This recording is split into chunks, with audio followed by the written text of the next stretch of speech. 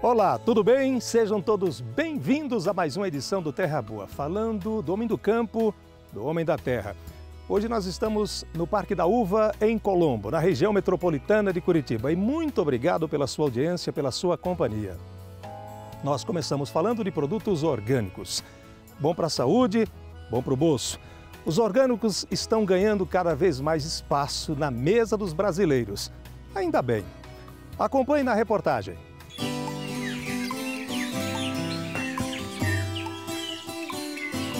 De acordo com o Ministério da Agricultura, o cultivo de orgânicos cresce cerca de 30% anualmente no país. Esta modalidade de cultura é motivada pela demanda por produtos saudáveis e pelo cultivo sustentável para reduzir o impacto ao meio ambiente.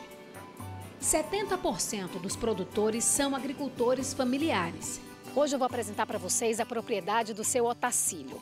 Aqui eles trabalham basicamente com agricultura familiar e todos os produtos são orgânicos. Não existe a possibilidade de sobreviver com a monocultura, segundo a informação dele. Por isso, vocês vão ver que eles plantam aqui uma variedade de hortaliças, legumes e verduras. Nós somos da agricultura familiar, entregamos para a merenda escolar e a merenda nós temos que atender a um cardápio elaborado pela nutricionista. Então, é um pouco de cada produto. Nós não podemos plantar um produto só em grande quantidade. Então nós temos alface, couve, repolho, beterraba, jiló, pimenta, enfim, uma série de produtos aí. A grande alegria que eu sinto é quando chega a minha família, meus netos, e vem direto e apanham e comem aqui na horta, porque a gente sabe que é um produto seguro, puro, não tem contaminação. Nós só usamos adubo orgânico, livre de qualquer contaminação. Nós dependemos de muitos fatores. Às vezes excesso de chuva, às vezes excesso de calor, mas no nosso caso nós estamos muito próximo da Serra do Mar e isso aí gera uma umidade maior do que a nossa expectativa ou do que o necessário. A grande vantagem é o seguinte, que nós, como estamos na agricultura orgânica há muito tempo, a planta já vai se adaptando ao nosso tipo de solo, um solo orgânico. As pragas vão diminuindo ao natural. Então, é muito mais fácil se trabalhar com orgânico depois de alguns anos. A preocupação da agricultura orgânica é oferecer alimentos sem o uso de defensivos agrícolas para a mesa dos consumidores. No Brasil, o ranking dos orgânicos é liderado pela soja, com 31% da produção, seguida pelas hortaliças, com 27%, e o café, que corresponde a 25% do total. Olha, é trabalho para mais de metro. E a gente tem mesmo que admirar a atividade desses pequenos agricultores. Porque seu Otacílio, por exemplo, acorda às 6 horas da manhã para tirar o leite do gado, vai para a roça, trata os cachorros, as galinhas, ao meio-dia ele para, vai para casa almoçar e às 3 horas da tarde, quando o sol já está mais baixo, é que ele volta e começa tudo de novo.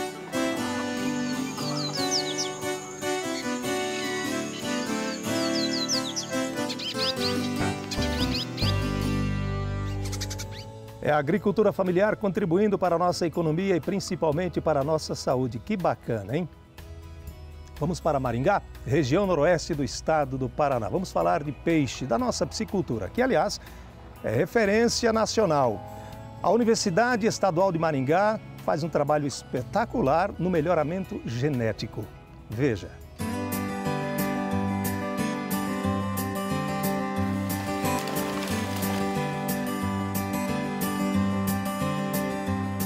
A estação de piscicultura da Universidade Estadual de Maringá fica no distrito de Floriano.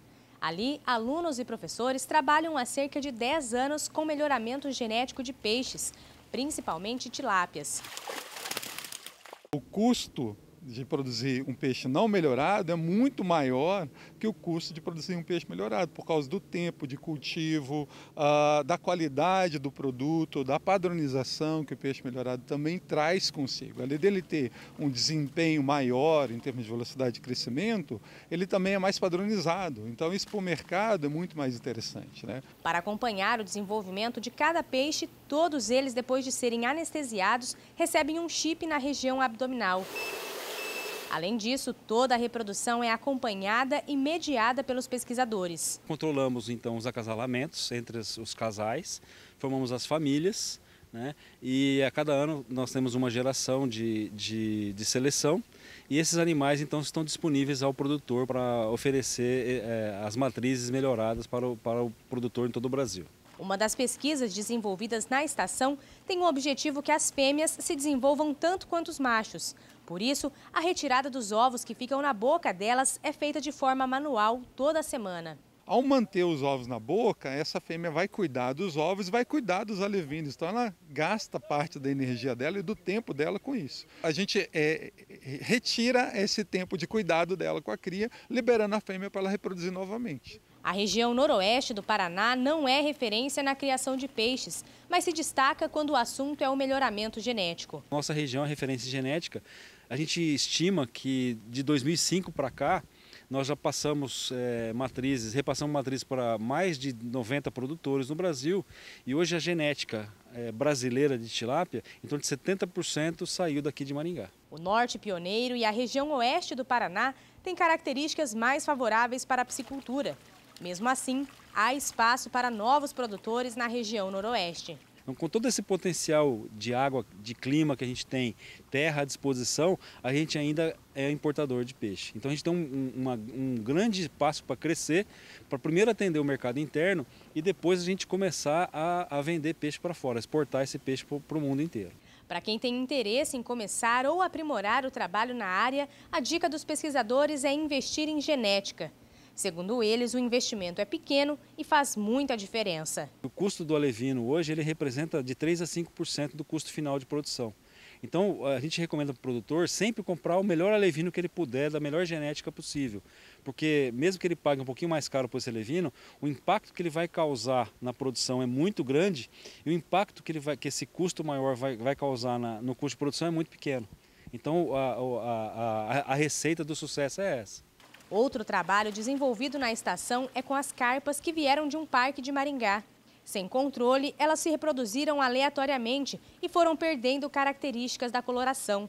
Agora, o trabalho é separar os animais e mediar os cruzamentos. Nós recolhemos parte de uma amostra de reprodutores com tipos e aí vamos definir alguns acasalamentos para produzir material com mais padrão. Já foram soltos em torno de 150 alevinos lá, já do primeiro acasalamento e a gente, se Deus quiser, no final do ano a gente vai soltar muito mais animais com muito mais padronização. E é sempre bom, fale a verdade, a tecnologia a serviço do produtor, né? Vamos falar de frutas essenciais nesta época da pandemia para a nossa alimentação. As frutas são saudáveis, fazem muito bem. Agora, você sabe como higienizar e como conservar? Requer muita atenção. Veja. Todo mundo sabe que frutas, verduras e legumes são essenciais para manter uma alimentação saudável. As pessoas que não fazem o consumo das frutas e verduras, com certeza no dia de amanhã vão ter que utilizar remédios para repor essas vitaminas, esses minerais que as frutas e as verduras têm. Para falar sobre a importância da conservação e da higiene dos alimentos, a gente convidou o professor Benjamin, que é naturoterapeuta, que vai explicar um pouco melhor, então, como que a gente deve fazer isso para consumir direitinho os alimentos. Professor, as frutas principalmente, é importante a gente consumir muitas delas com a casca, né? Com certeza. A maçã, por exemplo, todo mundo conhece o benefício da maçã. Só que, às vezes, a maneira de consumir, medo de a pessoa estar consumindo alguma coisa a mais do que a maçã, então isso tem levado a alguma preocupação. O importante é as pessoas utilizar alguns produtos para higienização. E nós temos a água sanitária, o hipoclorito de sódio. Em que proporção que a gente usa? Olha, por exemplo, para 1 litro de água, a gente utiliza 1 colher de sopa de água sanitária. As maçãs devem ficar de 20 a 30 minutos nessa solução. Desconfie se a fruta estiver muito brilhosa. Geralmente eles passam, às vezes, um produto, à base de glicerina, para ela ficar muito bonita, ficar brilhosa, Isso não é bom a gente consumir. Então é importante a gente usar uma esponja, lavar bem lavado ela, com fricção, para poder tirar todos esses produtos que vêm a ser nocivos à nossa saúde. O morango não se deve lavar ele para deixar ele em conservação na geladeira, porque ele é muito sensível à água, então ele acaba estragando muito rápido. a utilização do morango deve ser higienizado e já consumir imediatamente, né? Deixar tudo junto na fruteira pode ser uma boa dica para os alimentos que ainda não estão maduros. A maçã, como alguns alimentos, ela produz um gás que é chamado etileno. Quando a pera ela não está madura para uso de consumo, é importante deixar ela junto com a maçã, porque a maçã, esse gás que a maçã produz, vai ajudar na maturação da pera. Professor, tem alguns alimentos que exigem uma conservação especial também, né? É, com certeza. Nós temos aqui a cebola, a batata e o alho, eles gostam do escurinho. Então é muito importante para armazenar, colocar lá no fundinho da despensa. Por quê? Porque eles acabam alterando, né, o processo químico dos alimentos. Inclusive a batata inglesa, né, quando ela fica exposta à luz, à claridade, ela fica verde e ela pega brotos. Então isso daqui, quando ela está nesse estágio, ela é prejudicial à nossa saúde. Ela pode provocar até intoxicação. Não dá para esquecer das folhas. Quando a gente come, faz uma refeição sem os verdes, é como se a gente tomasse o banho sem o sabonete. A clorofila ela é muito importante para a higienização interna do nosso corpo. E daí como lavar essas folhas? A gente tem que pegar as folhas e imergir ela na água, uma colher de sopa de água sanitária para 1 litro de água e deixar ela ali por um período de 15 a 20 minutos. E após tirar da água com a solução, é muito importante a pessoa deixar ela na água corrente para ela tirar todo aquele produto para não ficar com o cheiro e nem com o gosto da água sanitária. Isso vale para qualquer folha? Isso serve para qualquer folha. Alface, agrião, escarola, né? Brócolis, couve-flor, é muito importante. Pastagem Prêmio de Azevém. Você sabe o que é? O estado de Santa Catarina se destaca. Altos nutrientes, a rebrota é rápida e os animais aceitam muito bem. Vamos conhecer. Está chegando ao mercado uma nova variedade de azevém. Ela foi descoberta aqui na região do Alto Vale e, inclusive, leva o nome. E agora começa a ser testada também em outros estados. Como benefício, essa cultivar apresenta até o momento uma resistência natural às doenças, alta quantidade de massa verde por hectare e também capacidade de rebrota.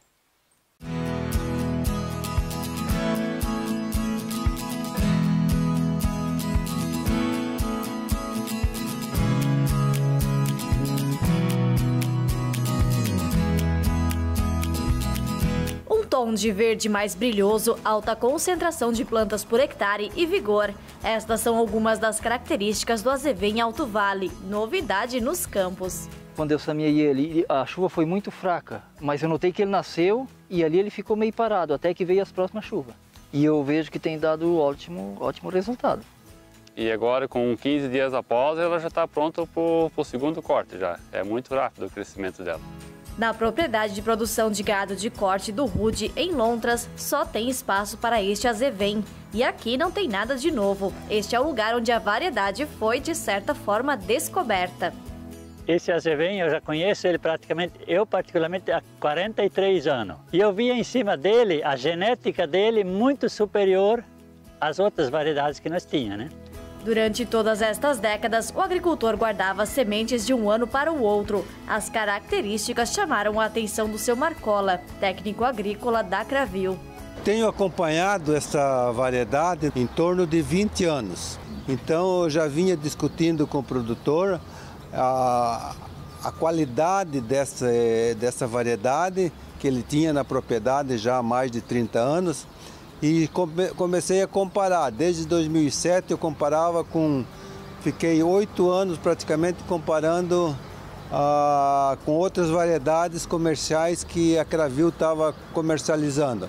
Teve ano que eu não consegui colher por causa de problemas climáticos, mas caiu a semente no solo e no ano seguinte ela nasceu, eu fiquei com a variedade ainda.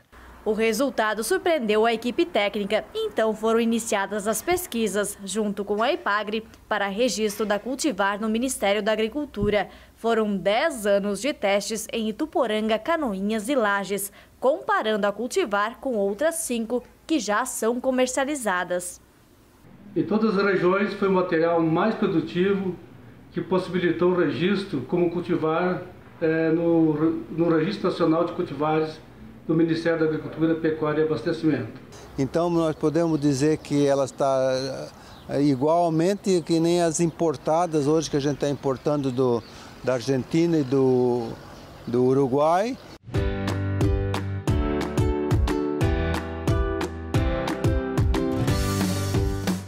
A propriedade da família Berkenbrock de Presidente Getúlio é uma das que já tem áreas do azevém em Alto Vale. A pastagem foi semeada no fim de abril e em menos de 30 dias as vacas já estavam no piquete.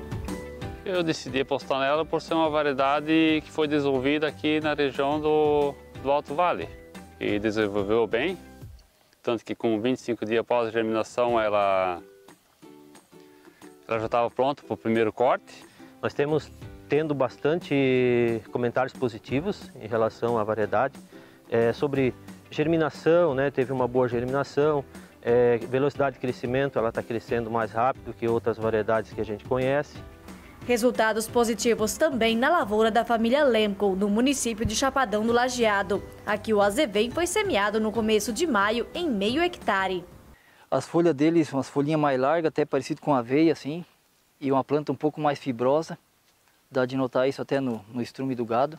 Venho observando que onde que eles vêm pastoreando agora fica poucas manchas que eles não pastoreiam. Eles vêm tirando meio pareio. Eu observei isso aí também. Parece que tem a palatabilidade melhor.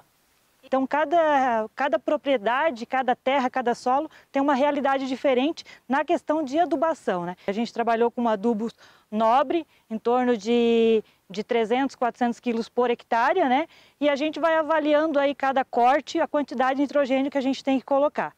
O que tem chamado a atenção também é a adaptação em diferentes regiões. A boa germinação citada pelos agricultores tem a ver com uma tolerância da cultivar a climas mais quentes no período inicial.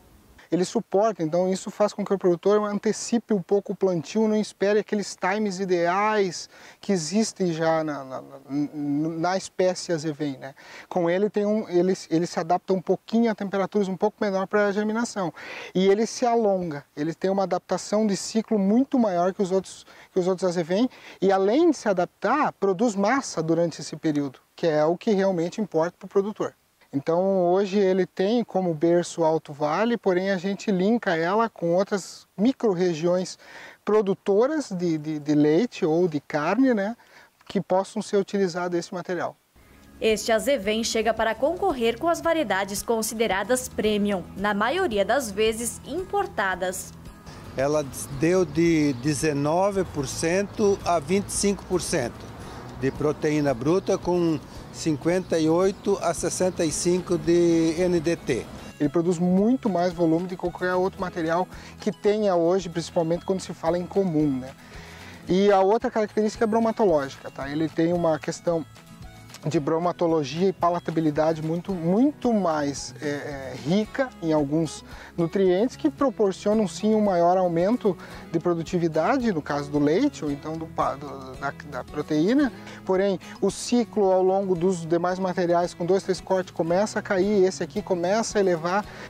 Nesta outra área que fica no município de Petrolândia, os técnicos fizeram a pesquisa com o azevém Alto Vale usando diferentes adubações. Só com a adubação normal do solo foram tirados 755 gramas de massa verde em 1 metro quadrado. Com o sulfacal foi para 1.300 gramas, mais adubação na outra amostragem 1.786 gramas. Então, saindo de 755 só com a fertilidade do solo para 1.786. Então, é um incremento muito bom, né? Na região sul do país, o inverno é a temporada com o maior desafio na produção de gado de leite e corte, porque o frio afeta a qualidade das pastagens. Não é que nós queremos substituir os azevéns híbridos, nada disso, mas nós queremos dar mais uma opção para os nossos associados e com isso ter algum resultado melhor talvez do que vinham tendo nos últimos anos. E depois de mais de 10 anos de pesquisa, a variedade chega ao mercado para auxiliar outros agricultores, assim como já beneficia o seu rude há várias décadas. que eu conheço há 43 anos, mas que eu tenho relato de pessoas, ela na região aqui está em torno de 60 anos e continua sempre a mesma variedade, né?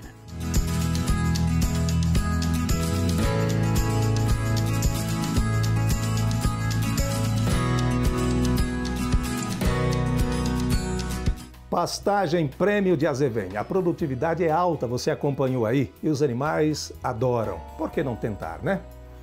Agora em Cascavel, no oeste do estado do Paraná. Lá acontece a Feira do Produtor Rural e Urbano. É bem no centro da cidade e essa feira acontece há 30 anos.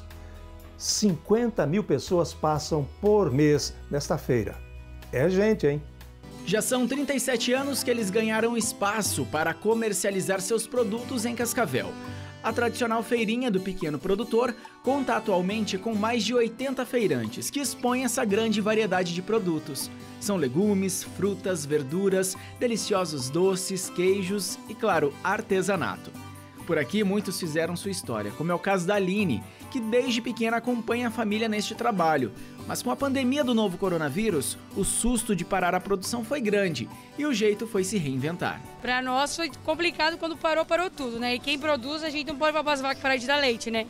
Então, no começo a gente ficou uns dias sem vender, depois a gente foi pro terminal, só os agricultores. Aí fomos se adaptando, daí mudamos para cá, daí agora a partir de semana que vem, no sábado, a gente volta lá perto da prefeitura. E eu comecei a fazer entrega que eu não fazia, divulguei e comecei nessa parte também. A feirinha do pequeno produtor de Cascavel teve que mudar de local devido à pandemia da Covid-19, deixando o tradicional espaço localizado ao lado da prefeitura para utilizar aqui o estacionamento do Teatro Municipal. E é claro que algumas adaptações tiveram que ser feitas para atender todos os clientes com segurança e respeitando também o distanciamento social. Tivemos que se adaptar muito às situações, né? Tanto nós como clientes, né? Com essas mudanças de decretos, né, tivemos que fugir do horário tradicional da feira, dos locais que nós tínhamos, tivemos que fazer essas adaptações. Tínhamos período de comercialização que nós tínhamos que começar às 8h30 da manhã, terminar às 5 horas da tarde. E assim, nós conseguimos divulgar e nós conseguimos estar sobrevivendo e atendendo a nossa clientela. Uma das soluções encontradas foi a implementação do esquema de drive-thru. Os clientes não precisam descer do veículo para fazer suas compras. A dona Regina, por exemplo, virou adepta a essa nova realidade e ela faz questão de valorizar o produtor local. Eu sou do grupo de risco, né?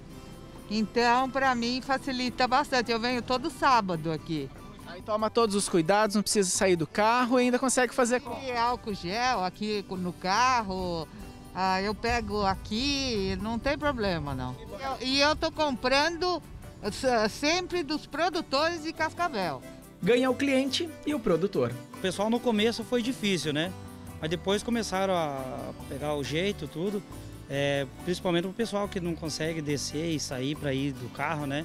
Então se tornou para eles mais fácil, para nós também ficou bom. Não dá para reclamar. Um abraço para Cascavel, próspera Cascavel, região oeste do estado do Paraná. E assim a gente chega ao final do nosso Terra Boa de hoje. Mas antes... registrando aqui a telespectadora Geliane Bertoldo, que mandou uma foto para nós.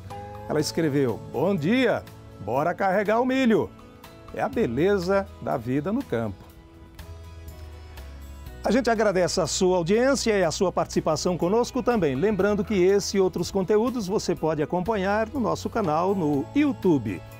Hoje nós apresentamos o programa aqui de Colombo, na região metropolitana de Curitiba, no Parque da Uva. Voltamos na semana que vem com mais uma edição do Terra Boa. Aproveite a sua semana. Fiquem todos com Deus. Tchau, gente.